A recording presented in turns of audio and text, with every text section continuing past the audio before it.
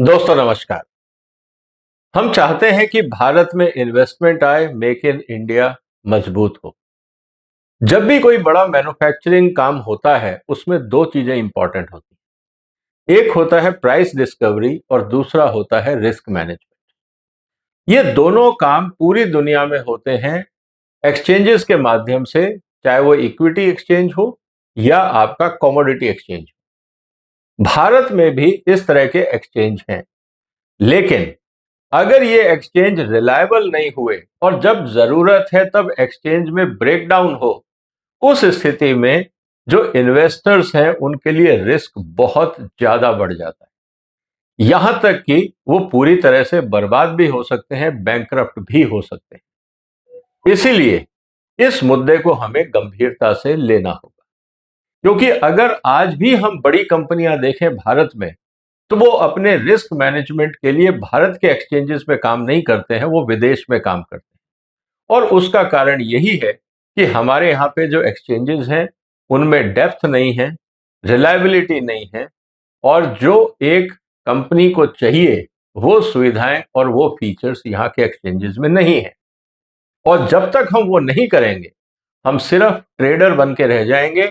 Manufacturing Bharat में करेंगे और प्राइस डिस्कवरी और रिस्क मैनेजमेंट किसी और देश में होगा। ऐसा कभी भी किसी विकसित राज्य में या देश में नहीं होता है। इसीलिए जो एक्सचेंज इंफ्रास्ट्रक्चर है वो भारत की आर्थिक व्यवस्था के लिए बहुत महत्वपूर्ण है। अब आप कहेंगे विजय जी, ये इस तरह का मुद्दा आप क्यों छेड़ रहे हैं? कारण बहुत सिंपल है दोस्तों। भारत में जो सबसे बड़ा कमोडिटी एक्सचेंज है एमसीएक्स, उसमें लगातार टेक्निकल ब्रेकडाउन हो रहा है। हम आईटी सुपर पावर है। भारत की बड़ी से बड़ी कंपनियां एमसीएक्स में आईटी सर्विसेज दे रही हैं, उसके बाद भी हमारे सिस्टम स्टेबल और रिलायबल नहीं है। ये बहुत सारे सवाल खड़े करता है। अब इसका रास्ता क्या है उसकी चर्चा आज हम करेंगे, इसलिए इस वीडियो को अंत तक देखिएगा। मेरे क्या सुझाव हैं और मैं किस हैसियत से कह रहा हूं, यह भी आप जानना चाहेंगे तो मैं आपको बता देता हूं कि मैं भी एक इक्विटी एक्सचेंज में इंडिपेंडेंट डायरेक्टर था, पब्लिक इंटरेस्ट डायरेक्टर जिसको हम पीआईडी बोलते हैं, और जो टेक्निकल कमेटी है मैं उसका चेयरमैन भी था। इसलिए मुझे ये समस्या के बारे में पता है कि इसका समाधान कैसे हो सकता है, और सेबी चाहे तो एक दिन में मीटिंग करके नोटिस निकाल के इस समस्या का हमेशा के लिए समाधान कर सकती है। उसकी चर्चा आज हम करेंगे। तो दोस्तों, इशू क्या है? इशू यही है कि एमसीएक्स में समस्या क्या है। पहले हम इसको समझते हैं। क्या यह समस्या इतनी मुश्किल है कि इसका समाधान नहीं है? आसानी से हो सकता है। हमें सिर्फ एक पॉलिसी डायरेक्शन निकालना है। पूरी मार्केट में जो अनसर्टेनिटी है वो स्टेबल हो जाएगी, क्योंकि यह पॉसिबल है और संभव है। उदाहरण बहुत सिंपल है हमारे सामने। 28 अक्टूबर को 4 घंटे एक्सचेंज बंद रहा। जो सुबह 9:30 खुलना चाहिए, 9 साढ़े 9 बजे, वो 1:30 बजे खुला। अब बताइए कि पूरी दुनिया में 4 घंटे में कितना उछल पुछल हो गया होगा, कितने प्राइसेस ऊंचे नीचे हो गए होंगे। किसी को बेचना होगा, खरीदना होगा, हेजिंग करना होगा, पोजीशंस बदलनी होंगी, वो कुछ नहीं कर पाए। और जब एक्सचेंज खुला होगा तब तक बाजार बदल चुका होगा। ये आइसोलेटेड प्रॉब्लम नहीं है एक दिन की, ये पहले भी हुआ था। आप मेरा पुराना वीडियो अगर देखे होंगे तो आप देख सकते हैं, तब भी मैंने ये कहा था कि सेबी को सतर्क हो जाना चाहिए, क्योंकि जब एक बार टेक्निकल फॉल होता है, ये कोई एक आदमी नहीं कर सकता। इसका मतलब ये है कि कहीं ना कहीं सॉफ्टवेयर में, सिस्टम में प्रॉब्लम है, और उसको डिटेक्ट करने के लिए एक्सचेंज के सॉफ्टवेयर की एक्सपर्टाइज मुझे नहीं लगता हिंदुस्तान में है। क्योंकि जितने हमारे एक्सचेंज टेक्नोलॉजीज हैं, ये किसी ना किसी फॉरेन जो कोलैबोरेटर है उसके माध्यम से आते हैं। बहुत ही एक्सपेंसिव सॉफ्टवेयर होता है इसको डेवलप करना और मेंटेन करना। इसीलिए कॉर्नर कटिंग की संभावनाएं बहुत ज्यादा हैं, चाहे वो मेंटेनेंस हो या डेवलपमेंट हो या अपग्रेडेशन हो। कॉर्नर कटिंग की संभावनाएं बहुत ज्यादा हैं। इस बात को हमें समझना होगा। इसके अलावा जो disruption is highly volatile commodity, इस समय क्या चल रहा है, यूएस में टैरिफ, सोने चांदी के भाव में उतार चढ़ाव, ऐसी स्थिति में अगर एक्सचेंज काम नहीं करता है तो आप समझ लीजिए कि कितना नुकसान हो सकता है। और ये होता है जब इंडस्ट्रियल यूजर्स हैं, जो मैन्युफैक्चरर्स हैं, जो गोल्ड और सिल्वर में डील करना चाहते थे, जिनको अपनी पोजीशंस लेनी थी, उनका क्या हाल हुआ होगा। क्योंकि डेरिवेटिव्स में अगर 2% 3% भी मार्केट ऊपर नीचे होता है, ये मल्टीप्लायर इफेक्ट आता है, क्योंकि वो उसका असर 15 गुना 20 गुना तक आपको देखने को मिल सकता है, बर्बादी निश्चित हो जाती है। इसीलिए इस वीकनेस को हमें समझना पड़ेगा और उसका एक ही रास्ता है जो हमने इक्विटी मार्केट में किया है। ऐसा नहीं है कि हमारे पास समाधान नहीं है, इक्विटी मार्केट में हमने उस सॉल्यूशन को अपनाया है, लेकिन कमोडिटी मार्केट में हमने क्यों नहीं अपनाया, ये अपने आप में विचित्र स्थिति है। क्या इसके पीछे कुछ ऐसी ताकतें हैं जो नहीं चाहती कि भारत के सिस्टम सुधरे? किसी का वेस्टेड इंटरेस्ट है? रेगुलेटर को इन दबावों में नहीं आना चाहिए, क्योंकि ये राष्ट्र के अंदर इन्वेस्टमेंट्स, मेक इन इंडिया, विकसित भारत, ये सब एजेंडा से लिंक्ड है।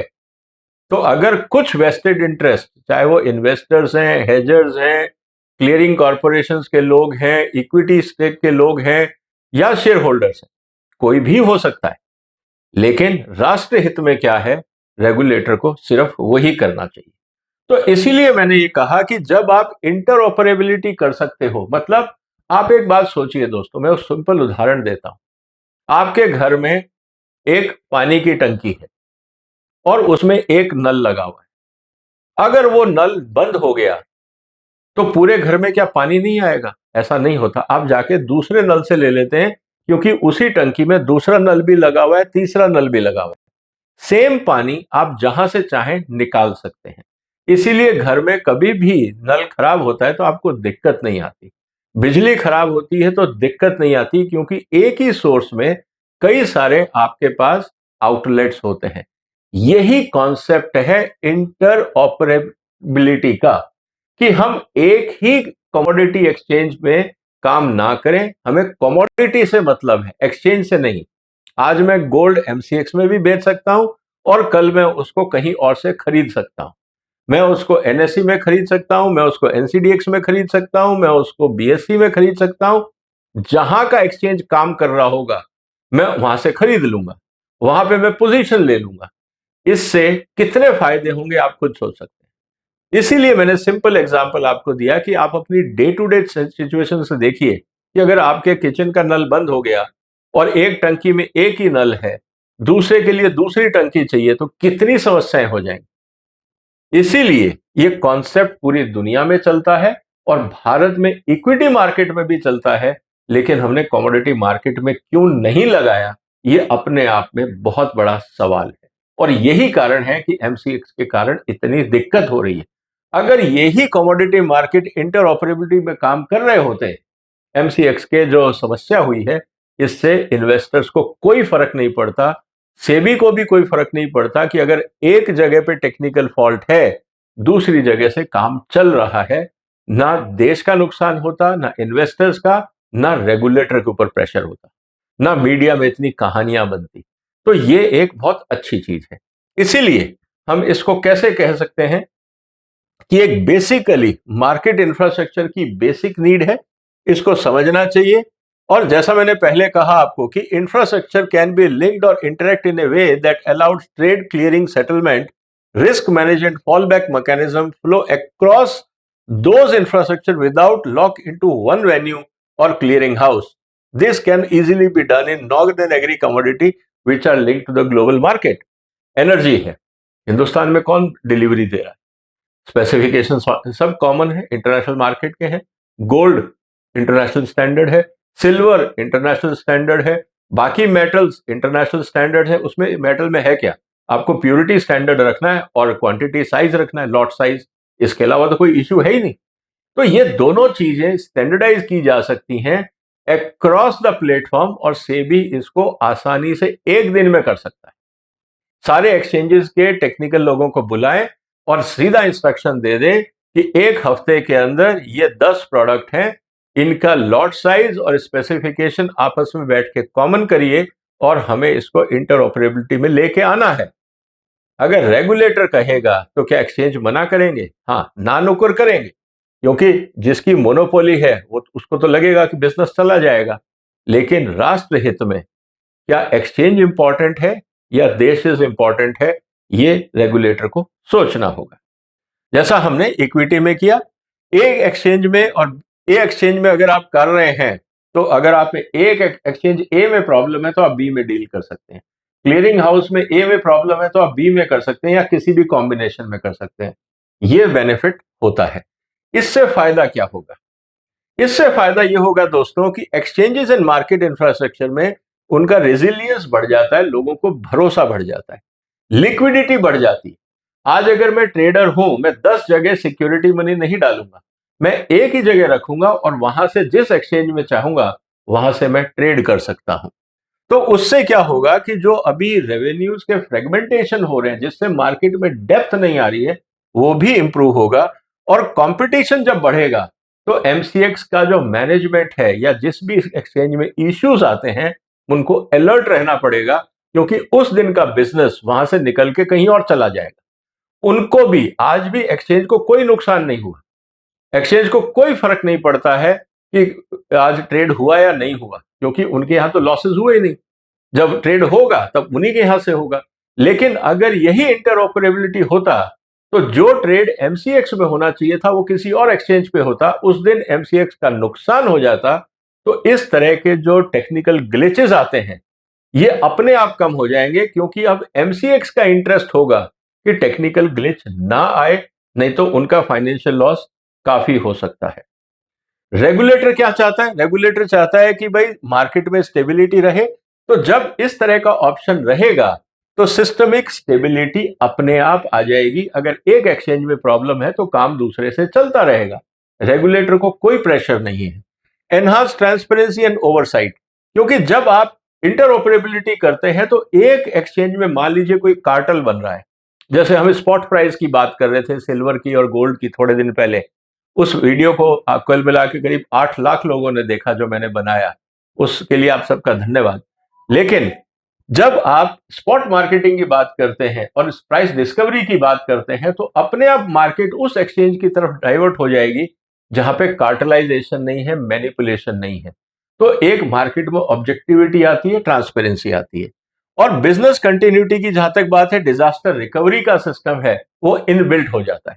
अभी क्या है, एमसीएक्स में जब प्रॉब्लम आई तो they shift to the disaster recovery system, उसमें लग गए 4 घंटे। इसका मतलब डिजास्टर रिकवरी भी ढंग से काम नहीं कर रहा था। जस्टिफिकेशन कुछ भी हो सकता है, लेकिन अगर इंटरऑपरेबिलिटी होती तो डिजास्टर रिकवरी अगर काम करे या ना करे, जो क्लाइंट है उसका नुकसान नहीं होता। तो एमसीएक्स डीआरएस को भी अपडेट रखता, मेन एक्सचेंज को भी अपडेट रखता, ताकि उनका खुद का नुकसान नहीं हो। ये बेनिफिट हो जाते हैं। इन्वेस्टर्स के लिए क्या बेनिफिट है?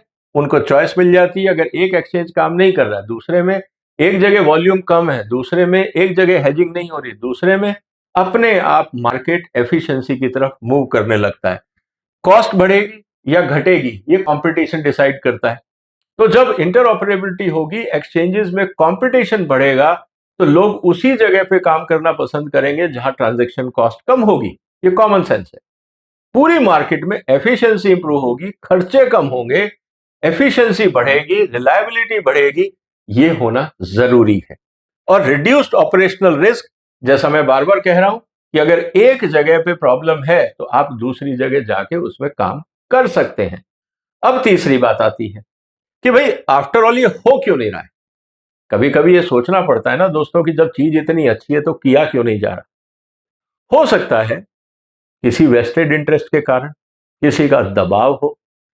अब किसी ना किसी को तो इनएफिशिएंसी से फायदा होता है, ये तो आप मान के चलिए। ऐसे कोई भी अगर रॉटन सिस्टम होता है, डिफेक्टिव सिस्टम होता है, आउटडेटेड सिस्टम होता है, उसमें भी कुछ लोगों का फायदा होता है, क्योंकि वहां उस सिस्टम में उनका कब्जा होता है या उनकी पकड़ होती है।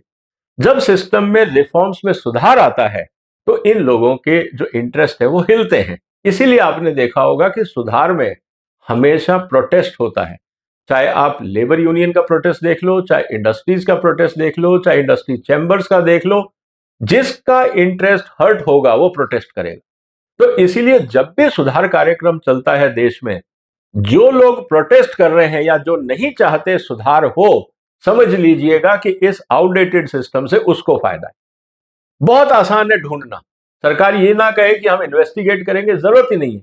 जहां से आपको विरोध की आवाज आए, समझ लेना इस सिस्टम से उसको फायदा है और वो नहीं चाहता सुधार हो। बहुत सिंपल लॉजिक है। इसीलिए हम अब क्या कह रहे हैं कि भाई जो इनकम्बेंट डोमिनेंट एक्सचेंजेस या क्लियरिंग हाउसेज हैं, जिन जो हाई फीस चार्ज कर रहे हैं, लॉक इन सिस्टम जिनका है, वो नहीं चाहेंगे कि कंपटीशन आए। एमसीएक्स कभी नहीं चाहेगा इंटरऑपरेबिलिटी हो, क्योंकि जिस तरह से टेक्निकल ग्लिचेस है, अगर दोबारा ऐसा हुआ तो सारा का सारा बिजनेस शिफ्ट हो जाएगा। एमसीएक्स क्यों चाहेगा या कोई और एक्सचेंज क्यों चाहेगा? तो जो इनएफिशिएंट हैं, जो मेंटेन नहीं कर पा रहे, उनके लिए रिस्क है।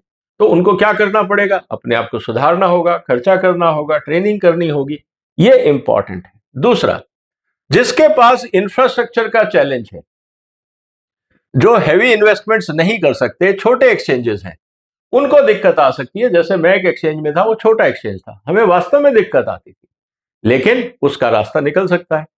कुछ फाइनेंशियल कंस्ट्रेंट्स होते हैं, अगर सेबी चाहती है कि कंपटीशन हो, तो उनको आप फाइनेंशियल सपोर्ट देके ओवर द पीरियड आप उनसे रिकवर कर सकते हैं। एक फाइनेंशियल सिस्टम क्रिएट किया जा सकता है टू ब्रिंग रिफॉर्म्स।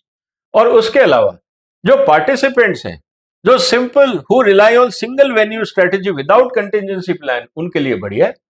क्योंकि जिनका अपना सिस्टम है, जो ट्रेडर्स हैं, क्लियरिंग एजेंट्स हैं, ब्रोकर्स हैं, उनके लिए आराम है, क्योंकि उनका एक जगह पैसा है, उनको 10 जगह जाना नहीं, कुछ करना नहीं, जो होगा इस एक्सचेंज में होगा।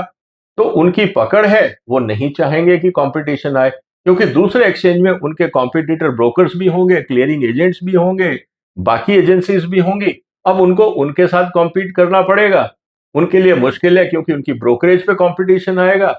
अगर मान लीजिए आज मैं एक्स अमाउंट ब्रोकरेज लेता हूं और सामने वाला एक्स माइनस लेता है, तो मेरी मजबूरी हो जाएगी मुझे कम करना है। यह भी एफिशिएंसी का रास्ता है। तो अब सबसे इंपॉर्टेंट चीज क्या है, सेबी को क्या करना चाहिए? तो मैं निवेदन करता हूं सेबी से और सेबी के मैनेजमेंट से कि प्लीज इसको करिए। राष्ट्रहित की बात मैं कर रहा हूं, मेरा कोई वेस्टेड इंटरेस्ट नहीं है। नॉन एग्री कमोडिटीज जितनी भी हैं, उनको आप अलग कर लीजिए, क्योंकि एग्रीकल्चर में दूसरी सेंसिटिविटीज भी हैं, उस पर हम बाद में आएंगे। और जरूरत पड़ेगी तो I can sit with SEBI officials and how to do it, क्योंकि एग्री मेरा एरिया ऑफ स्पेशलाइजेशन है। मैं उसमें हेल्प कर सकता हूं कि इसको कैसे किया जाए। They are relatively uniform. अब गोल्ड गोल्ड है, सिल्वर है, उसमें प्योरिटी कंटेंट है, मेटल है, ये सब प्योरिटी है, इसमें आपको कुछ दिमाग लगाने की जरूरत नहीं है। ये स्टैंडर्ड प्रोडक्ट है, ना पेरिशेबल है, ना डिग्रेड होते हैं, ना कुछ होता है। जैसा आपने सोने की सिल्ली रख दी तिजोरी में, 100 साल तक वैसी रहेगी, कहीं कुछ नहीं बिगड़ने वाला। तो ये बहुत आसान है करना, लेकिन सोयाबीन या मस्टर्ड आप नहीं कर सकते, गेहूं आप नहीं कर सकते, वो सड़ जाएगा, गल जाएगा। तो वहां चैलेंजेस अलग आते हैं। तो यूनिफॉर्म है, आसान है करना। दूसरी बात, ये ग्लोबल लिंक्ड है, इंटरनेशनल मार्केट से लिंक्ड है। हमारे यहाँ पे जितने भी एक्सचेंजेस अगर आप देखोगे, उनका डायरेक्ट लिंकेज है दुनिया के बाकी मेटल एक्सचेंजेस से। उसकी फीड लेके यहां पे लोग हेजिंग करते हैं। यही एक बेनिफिट है कि हम आसानी से इसको लिंक कर सकते हैं, क्योंकि सभी को वही एक कॉमन प्लेटफॉर्म मिल सकता है, या कॉन्ट्रैक्ट डिफाइनिंग में उसको कॉमन किया जा सकता है। इसके अलावा जो डेरिवेटिव मार्केट है, वो सिंगल वेन्यू और हाई कॉस्ट है, जिससे इंडिया का मैन्युफैक्चरिंग और कॉम्पिटिटिवनेस कम होता है। हमारे यहाँ पे गोल्ड चल रहा है आज की तारीख में, एक्सचेंज पे चल रहा था सिल्वर। आप देखेंगे फ्यूचर्स में, ईटीएफ में कुछ और रेट था, स्पॉट मार्केट में कोई और रेट था, एक्सचेंज पे कोई और रेट था। ये सब जो इनएफिशिएंसीज होती हैं, ये तभी आती हैं जब सिंगल वेन्यू ऑप्शन है। यहीं पे अगर कंपटीशन होता, तो ये जो डिस्टॉर्शन है बाजार का, ये जो खेला जाता है, ये फिर कुछ लोगों के हाथ से निकल के बाजार का फिनोमेना हो जाता, which is generally transparent and can not be manipulated. इसीलिए मेरा निवेदन है कि इसको ध्यान से देखा जाए। और फिर मैं बात कर रहा हूं नेशनल इंटरेस्ट की, क्योंकि मेक इन इंडिया में अगर हमने रिस्क मैनेजमेंट का ऑप्शन नहीं दिया, प्रॉपर प्राइस डिस्कवरी का ऑप्शन नहीं दिया, नुकसान हमारे देश का ही होगा। और सबसे बड़ी बात, हम अंतर्राष्ट्रीय बाजार से अपनी कॉस्टिंग भी नहीं कर पाएंगे, हमेशा डेविएशन रहेगा। ये चैलेंज हमारे साथ है।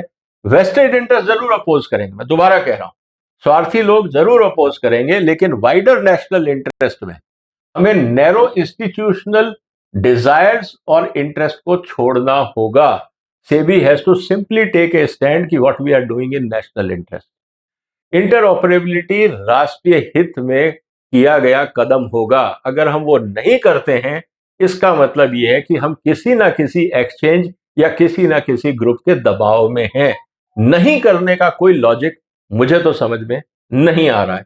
और हम ऑलरेडी जो स्टैंडर्डाइज कमोडिटी या प्रोडक्ट्स हैं उसको हम कर चुके हैं, इक्विटी में हम कर चुके हैं। आप देखिए इक्विटी मार्केट में कभी आपने बीएससी या एनएससी में इस तरह की प्रॉब्लम देखी है? कभी नहीं देखी होगी, क्योंकि वो खुद अलर्ट रहते हैं कि अगर वहां गड़बड़ हुई तो बिजनेस शिफ्ट हो जाएगा।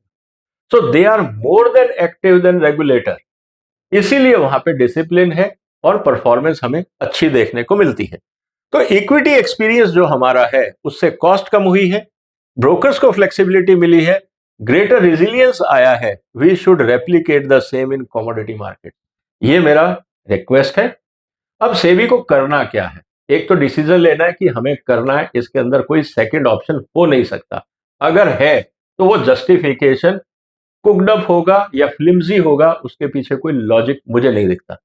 उसके अलावा इमीडिएटली सेबी को कहना चाहिए हम पायलट बेसिस पे जो बुलियन है और जो एनर्जी है हम उसको शुरू करते हैं। जो चीज इंडिया में पैदा नहीं हो रही है, इंपोर्ट हम कर रहे हैं, उन सब को आप यहां पे तुरंत इंटरऑपरेबिलिटी में ले आइए, क्योंकि वो हिंदुस्तान में तो पैदा हो नहीं रहा ना। हम क्रूड यहां पैदा कर रहे हैं, गोल्ड भी हम इंपोर्ट कर रहे हैं, सिल्वर भी हम इंपोर्ट कर रहे हैं। तो जो चीज हम इंपोर्ट कर रहे हैं उस पर तुरंत कार्रवाई की जाए, क्योंकि उसके स्टैंडर्ड इंटरनेशनल नॉर्म्स में फिक्स है। एक ही चीज आपको यूनिफॉर्म करनी पड़ेगी, वो है लॉट साइज। और उसके लिए सेबी कह सकता है कि हम मिनी का एक लॉट बना सकते हैं, एक बल्क का बना सकते हैं, एक कमर्शियल बना सकते हैं, जो भी है उसके नॉर्म्स किए जा सकते हैं। आफ्टर ऑल कंज्यूमर एक्ट में हम करते ही है ना। आप कोई भी कंज्यूमर प्रोटेक्शन एक्ट में क्या होता है, हम पैक साइज डिफाइन करते हैं ताकि कंज्यूमर को कोई चीट ना कर सके। तो ऐसा हम एक्सचेंज में भी कर सकते हैं। इसके अलावा जब हमारे को एक्सपीरियंस आ गया, हमें फुल स्केल चले जाना चाहिए। तो रेगुलेटरी मैटर क्या होगा? इसका बेनिफिट यह है कि जो बिजनेस कंटिन्यूटी और डिजास्टर रिक्वायरमेंट है वो इंटरऑपरेबिलिटी ऑब्लिगेशंस के कारण बहुत आसान हो जाएंगी। सेबी के टेंशन खत्म हो जाएंगे, मॉनिटरिंग आसान हो जाएगी, ट्रांसपेरेंसी बढ़ जाएगी, कॉस्ट ऑफ ऑपरेशन घट जाएगा, मार्केट में पार्टिसिपेशन बढ़ेगा, डेप्थ बढ़ेगा। सारे फायदे होंगे जो सेबी चाहता है। और सबसे बड़ी बात कि जो आज लोग इंटरनेशनल मार्केट देखते हैं उनको फिर बार बार इंटरनेशनल मार्केट नहीं देखना पड़ेगा। वो मेक इन इंडिया और विकसित भारत के तहत भारत में जो कमोडिटी एक्सचेंजेस हैं उन पे भरोसा बढ़ेगा और हिंदुस्तान में इन्वेस्टमेंट्स और बढ़ेगा, मार्केट्स हमारी मजबूत होंगी। तो कंक्लूड में ये कहूंगा कि सर, इंटरऑपरेबिलिटी जो है ये प्रूवन कॉन्सेप्ट है, इसमें कोई एम्बिग्विटी नहीं है। भारत में सेबी ने इक्विटी में लागू किया है, उसको to start with non agri में करिए और बाद में एग्री में कैसे करना है उसकी हम चर्चा सीडेक में और कहीं पे कर सकते हैं। इसके अलावा जो हमारे एसेट्स हैं उनका स्टैंडर्डाइजेशन, ग्लोबल कंडीशन अप्लाई हो सकती है, मैन्युफैक्चरिंग इंपॉर्टेंस सब मैं बात कर चुका हूं। जो ग्लिचेस हैं एमसीएक्स के, ये बार बार रिमाइंड कराते हैं कि हमें इंटरऑपरेबिलिटी क्यों चाहिए। Technical glitches is a reminder कि ये हमारे लिए क्यों जरूरी है। और उसके अलावा इंडस्ट्रियल कॉम्पिटिटिवनेस की मैंने बात करी, तो मेरा अब निवेदन सिर्फ सेबी से यही है कि आई respectfully recommend that SEBI initiate a structured roadmap to enable interoperability in the non-agri commodities and position India for higher resilience, deeper markets and stronger global integration। और यही मैं नोट प्राइम मिनिस्टर ऑफिस को भी भेजूंगा और finance ministry को भी भेजूंगा कि कम से कम इस सीरियस मुद्दे पे हम देखें। और सेबी जो अभी तक one of the best regulator कहा जाता है फाइनेंशियल मार्केट का इन द वर्ल्ड मार्केट, उस साख को बनाए रखेगा और आने वाले दिनों में इस तरह के चैलेंजेस ना हो, इसलिए इंटरऑपरेबिलिटी की जो गाइडलाइंस है उसको नॉन एग्री कमोडिटीज में लागू करेगा। मेरा ये निवेदन है।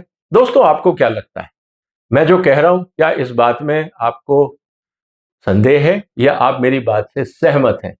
जो भी आपके विचार हो कि क्या इसको लगाना चाहिए नहीं, कमेंट बॉक्स में लिखिए। हो सकता है कि जो सेबी के अधिकारी हैं वो कमेंट्स आपके पढ़ें और देखें कि पब्लिक मूड क्या है, देश क्या चाहता है। ब्रोकिंग कम्युनिटी क्या चाहती है, हेजर्स क्या चाहते हैं, बाकी लोग स्टेक होल्डर्स क्या चाहते हैं। आप कमेंट बॉक्स में लिखिए, इस वीडियो को शेयर करिए, लाइक करिए, क्योंकि सुधार की प्रक्रिया हम शुरू कर सकते हैं। और अगर जनता का समर्थन है, कोऑपरेशन है, तो रेगुलेटर के लिए आसान हो जाता है सुधार करना। मेरा ये प्रयास उसी डायरेक्शन में है कि हम एक सीरियस डिस्कशन शुरू करें। हालांकि सेबी इस पे डिस्कशन पेपर लेके आएगी, कंसल्टेशन पेपर लेके आएगी, मेरे को पूरी उम्मीद है। लेकिन समाज में हम इस पे क्या चर्चा कर सकते हैं, यही मेरा एक प्रयास था। उम्मीद है आपको पसंद आया होगा दोस्तों।